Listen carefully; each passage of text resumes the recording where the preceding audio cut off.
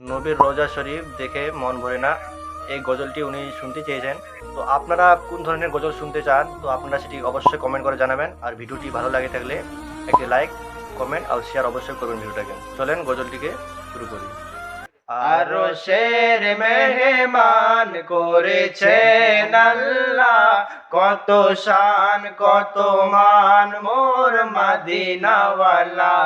আরশের মেহমান করেছেন আল্লাহ, কত শান কত মান মোর মদিনাওয়ালা।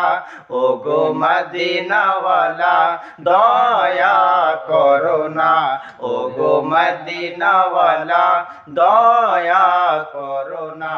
দিদার দাও গো শাহে মদিনা, দিদার দাও গো শাহে মদিনা।